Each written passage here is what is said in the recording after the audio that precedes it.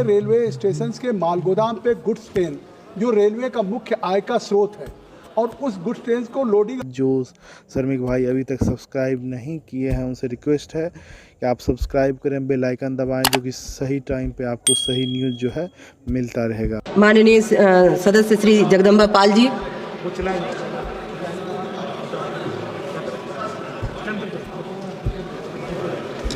मैं आपका भी अत्यंत आभारी हूं और संपूर्ण विपक्ष का भी अत्यंत आभारी हूं कि संपूर्ण देश जिन अपेक्षाओं पे हम चुन के आते हैं कि हम अपने क्षेत्र की ज्वलंत समस्याओं को इस सदन के माध्यम से उठाएंगे और इसका समाधान होगा, तो आज हम लोगों को अवसर मिला, इसके लिए बहुत धन्यवाद।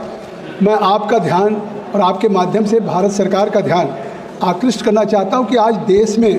जो हमारी ग्रामीण बैंकें हैं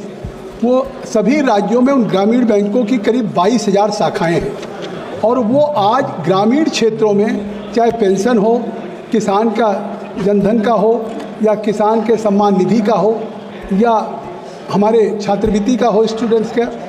या स्कॉलरशिप, वो सारे गांव के लोगों की एक बड़ी संख्या में ग्रामीण अंचलों की अगर सेवा कर रहे हैं तो ये ग्रामीण बैंक के हमारे बैंक के राज कर रहे हैं और आज इनकी क्रेडिबिलिटी किसी भी जो हमारे नेशनलाइज बैंक हैं और उनसे हैं, आज उनसे सेवाओं में ग्रामीण क्षेत्रों में इनसे बेहतर कोई नहीं कर रहा। लेकिन आज भी इन ग्रामीण क्षेत्रों को राज्य में अलग अलग है। ये ग्रामीण बैंक की कोई अपनी एक अपेक्स बॉडी नहीं है। लगातार एक मांग हो रही है कि जब ये 40 करोड़ लोगों को, देश की जनता को आज उनकी सेवाएं कर रहे हैं, इनका जो नेट है वो 50,000 करोड़ का है, आरक्षित लाभ 40,000 करोड़ का है। इसमें भारत सरकार का 50% स्वामित्व है, राज्य सरकारों का 15% है और जो स्पॉन्सर बैंक है जैसे bank of Baroda, bank of India, उसके भी 35% है। तो इस तरह से मैं आपके माध्यम से सरकार से मांग करता हूँ कि ये देश में इसकी एक रेगुलेशन हो, एक केंद्रीय स्तर पे भारतीय राष्ट्रीय ग्रामीण बैंक की स्थापना हो,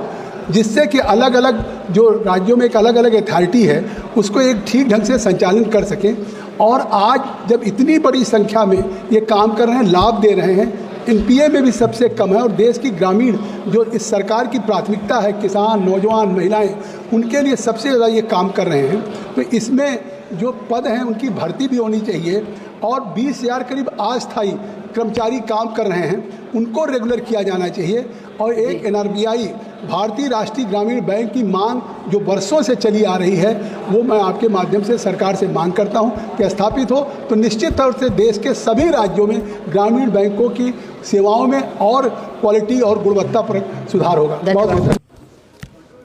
मैं अत्यंत आपका आभारी हूँ। देश के मैं उन लाखों श्रमिकों की ओर आपके माध्यम से सरकार का ध्यान आकृष्ट करना चाहता हूँ कि जो देश के रेलवे स्टेशन के मालगोदाम पे गुड्स ट्रेन जो रेलवे का मुख्य आय का स्रोत है और उस गुड्स ट्रेन को लोडिंग अनलोडिंग का काम पीढ़ियों से कर रहे हैं, लेकिन आज भी उनको रेलवे की तरफ से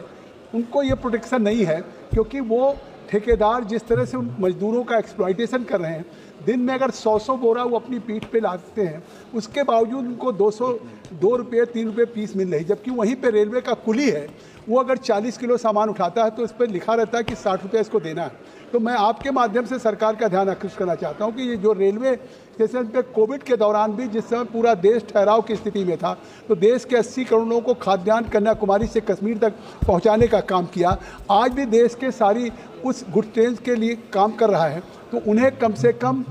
उनको जो ठेकेदार एक्सप्लॉइट कर रहे हैं उसके लिए पर पीस पर बोरा कुछ न कुछ श्रमिकों को चाहे 5 रुपये भी कर दिया जाए कि अगर 100 बोरा हो तो उन्हें 500 रुपया मिलना चाहिए। धन्यवाद। माननीय